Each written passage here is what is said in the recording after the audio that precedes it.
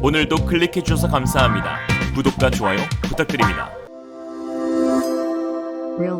한국조선 3사가 곧 세계 빅3 조선사, 격차에 안절부절하던 중일이 결국 스스로 무너졌다. 컨테이너선 에버기브노의 수에즈 운하 좌초 원인에 대해서 새로운 사실이 밝혀졌습니다. 기존에 알려진 모래바람이 주된 원인이 아닌 선박의 결함이 있었던 것으로 파악되고 있습니다. 오사마라비 수에즈 운하 관리청장은 지난 29일 가진 기자회견에서 컨테이너선 좌초 원인에 관한 기자들의 질문에 강한 바람이 주요 원인이 아니며 기계 결함이 주된 원인일 가능성이 있다고 설명했습니다. 이는 모래 폭풍으로 인해 시야 확보가 어려웠을 가능성이 있다는 선주업체 측 설명은 물론 갑자기 불어닥친 강풍에 선체가 수로를 이탈했을 수 있다는 일부 언론 매체와 다른 분석입니다. 에버기브노가 일본 이마바리 조선이 2018년에 인도하여 개방형 스크러버가 설치되어 있던 배이고 운하를 통과하는 동안 환경 규제로 인한 스크러버 대신 저유황료를 사용하여 이에 엔진 고장을 일으켰다는 분석이 강한 설득을 얻고 있습니다. 선박들은 기름 중에서 제일 하급인 벙커 CU를 연료로 사용합니다. 유전에서 뽑은 원유를 정제하면 노란색의 휘발유, 푸르고 투명한 경유가 축출되고 마지막에는 불순물들로 끈적하고 무거운 기름, 중유가 남습니다. 원유의 30에서 50%를 차지하는 이 중유는 묵직하고 열량이 높아 선박이나 화력발전소, 대규모 공업시설 등에서 연료로 사용되는데요.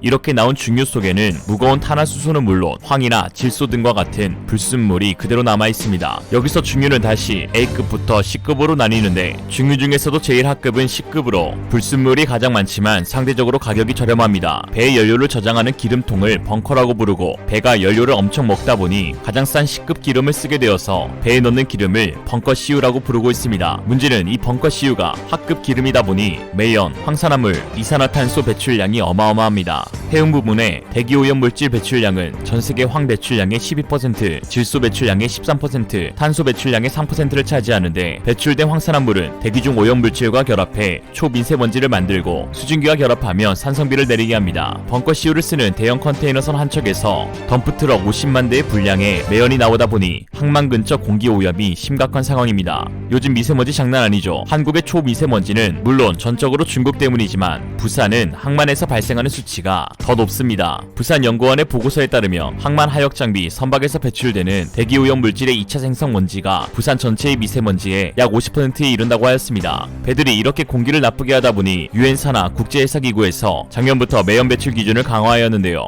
2020년부터 선박 연료윤의 황 함량 상한선을 기존 3.5%에서 0.5% 미만으로 낮췄습니다. 매연을 줄일 수 있는 가장 쉬운 방법은 기름을 바꾸면 되는데 문제는 매연을 줄인다고 벙커 CU가 아닌 경유 등 비싼 기름을 쓰다 보면 운항 원가가 엄청 올라간다는 것이죠.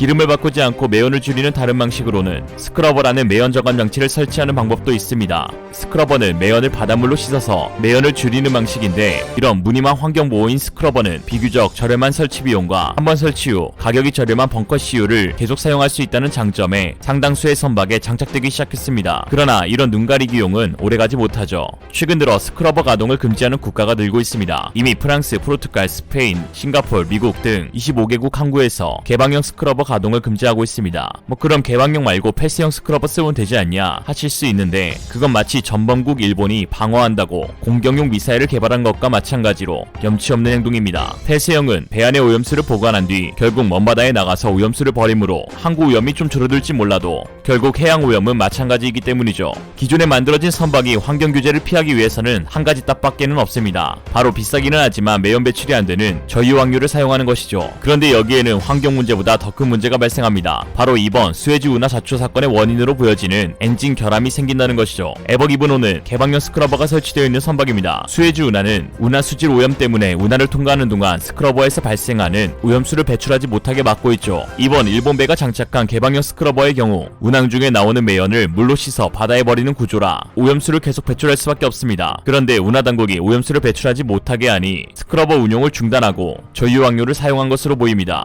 농도가 묽은 저유황료를 쓰면 매연 배출이 없을지 몰라도 찐득한 벙커 CU에 최적화된 엔진에 손상이 가게 됩니다. 마치 경유차에 휘발유를 넣은 상태가 된다는 것이죠. 이에 순간적으로 엔진이 뻗어 상태라서 조절이 안 되는 상황에서 강풍이 부는 경우 화물을 가득 실어 옆면이 높아진 컨테이너선은 바람에 밀릴 수밖에 없습니다. 결국 바람이 아닌 기계 결함이라는 이유는 여기에 있는 것이죠. 이번 사고로 배를 운행하는 선주들은 이번 일본 배가 피해 보상금으로 날아가는 것을 보며 스크러버에 대한 부담이 커진 상태로 이에 친환경 요소와 안전성 그리고 연료 경제성까지 모두 겸비한 LNG 추진선의 비중을 크게 늘려갈 수밖에 없습니다. LNG를 연료로 쓰면 환경오염 문제가 크게 해결됩니다. LNG는 기준 연료 대비 황산화물 99%, 질소산화물 90%, 이산화탄소 30%를 배출 저감하는 효과가 있는 친환경 연료입니다. 게다가 벙커 CU와 대등한 수준의 연비에 가격 또한 저렴합니다. 특히 올해는 공급 확대와 코로나19로 인한 에너지 수요 위축으로 한때 석탄보다 가격이 저렴해지기도 했는데 동부가 가격 지표인 JKM 기준으로 1월 말 같은 열량의 호주산 석탄 가격보다 저렴한 2.43달러를 기록하기도 했습니다. LNG 추진선은 한국조선 3사가 세계 빅3 회사입니다.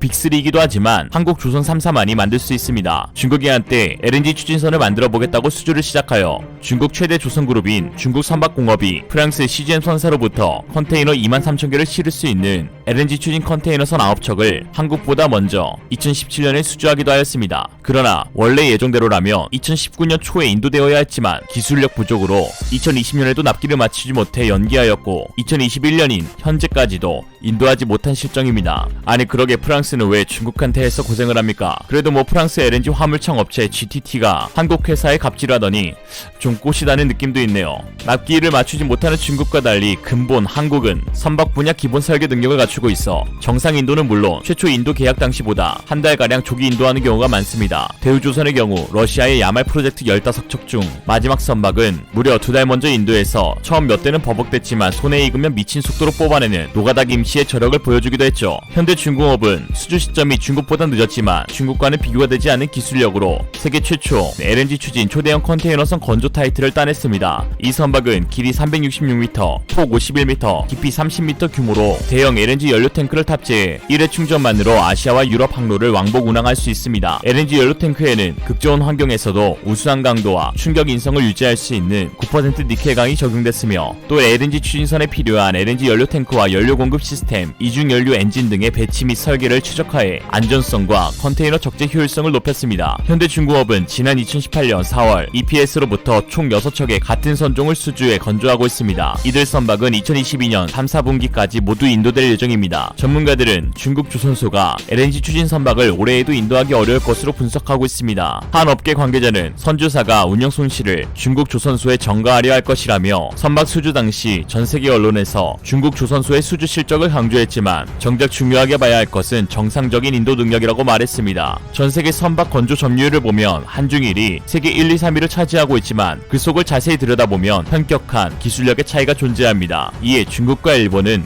타도한국을 외치며 부족한 기술력을 메우기 위한 움직임도 속도를 내고 있습니다. 중국 장수 양쯔강 조선그룹은 지난해 일본 미쓰이그룹 계열사와 함께 장수 양쯔 미쓰이 조선을 설립하였고 2022년 중형 LNG 운반선 건조를 목표로 하고 있습니다. 아마 뼈대는 중국산 대나무로 갑판을 일본산 골판지로 만들 계획인가 봅니다. 다 좋은데 양심 있으면 제발 수혜지에는 발도 들이지 마라. 양심 없죠. 일본은 현지조선 1, 2사가 합작사를 설립하고 일본 정부는 금융 지원을 검토하는 등 다양한 방안을 강구 중입니다.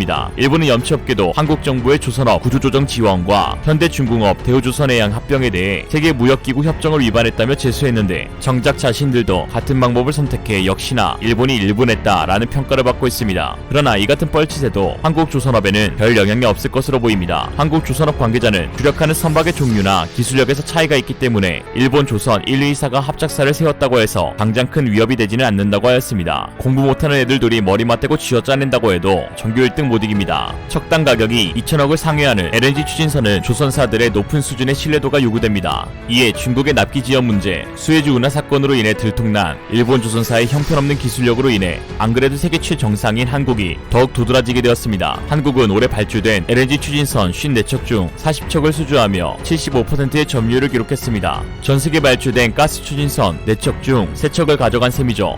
초대형 선박의 경우는 싹쓸이라고 봐도 무방합니다. 수에즈 운하로 인해 때문에 더욱 주목받는 한국이지만 쏟아지는 수주들은 우연히 운 좋게 얻어진 결과들이 아닌 그동안 조선소에서 수많은 땀을 흘린 한 사람 한 사람의 열정들로 만들어진 것입니다. 중국이 아무리 땅이 넓고 사람이 많아도 한국을 넘어설 수 없는 이유, 그리고 일본이 아무리 계략과 음해로 머리를 굴려도 한국의 상대가 되지 않는 이유는 바로 한국인이라는 경쟁력에 있습니다. 이상으로 리얼리즘이었습니다. 여러분의 생각은 어떠신가요? 현명하고 지혜로운 여러분의 의견을 지금 댓글에 남겨주세요. 감사합니다.